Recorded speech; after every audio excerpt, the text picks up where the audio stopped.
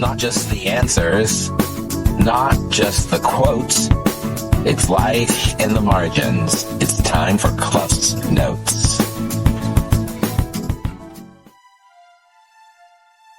Welcome back to Rides and Recovery. This is week 6, and this week felt very different. Not just because of the cooler weather, but the shifting schedules, the different scenery, and a different shift in perspective.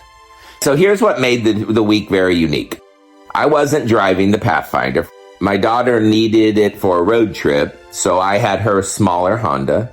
I also had Harbor with me more often because Harbor's mom, Suzette, had some work and I offered to help out and watch Harbor. Midweek, I also had some of my own commitments that were going to prevent me from being able to drive Tammy at the end of the week.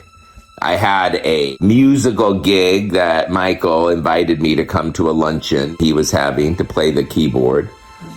That was on Wednesday, and then on Thursday, I was actually leaving town for some work I was doing in North Dakota. So it was a condensed week because I wasn't going to be available at the end of the week, but it turns out I ended up driving Tammy Monday, Tuesday, and Wednesday of that week. And each drive offered something different. So Monday, I'm calling this episode Surveillance. Because Monday started with a surprise text that Tammy sent me asking if I could take her to a different address at a different time. And because I had flexibility and I had Harbor, I was like, all right, let's go. I didn't even know if it was going to be a one-way trip, I was going to drop her off, or if it was something that she would need to be picked back up and go home. But it was an adventure, and off we went. So as soon as Tammy got in the car, I could tell something was off. You could tell she was frustrated. She started talking about how the house that she's staying in, especially the way that they are doing surveillance, was really getting to her. She said that there were cameras everywhere, and it made her and the other 2 residents there felt watched all the time. So much so that they decide most of the time just to stay in their rooms where there are no cameras.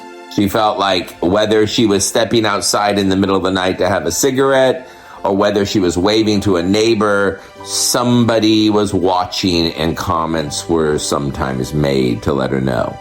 Now, I don't know what the typical arrangements of these recovery homes are even supposed to look like.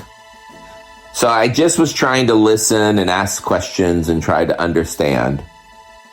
It sounded very intense. So as we're driving, it turns out where we're going is to go, she has an appointment with her parole officer. Now, to be honest, I didn't even know she had a parole officer until this ride. And so she didn't know how long it was going to be, but she thought it would be brief. And so I took her there, and Harbor and I ran to a local park nearby and played until she was done. It was interesting when she got back in the car after about 30 minutes with the parole officer, her energy had shifted. She seemed lighter. She told me her parole officer had told her again that Tammy should consider leaving that particular house and going to a different one. The parole officer did not feel that the excessive amount of cameras and the way that Tammy was feeling was helpful.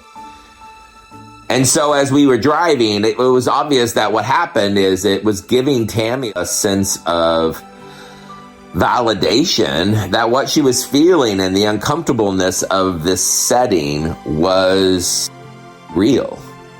Wasn't something she was making up.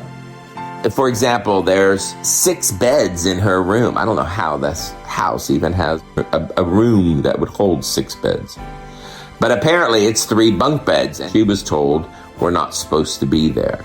And she was sharing about some other things, but it reminded me that this house is supposed to be part of a support system for someone going through this, but it just didn't feel that way. And I was glad that Tammy felt validated. It worried me, right? Like, this person's going through healing. The last place they need is a place where they're living to feel isolated. So while Monday didn't solve anything, it did provide validation for her. This feeling that she's not crazy. And it set the stage for Tuesday when things really started coming into focus for me about maybe what's going on here.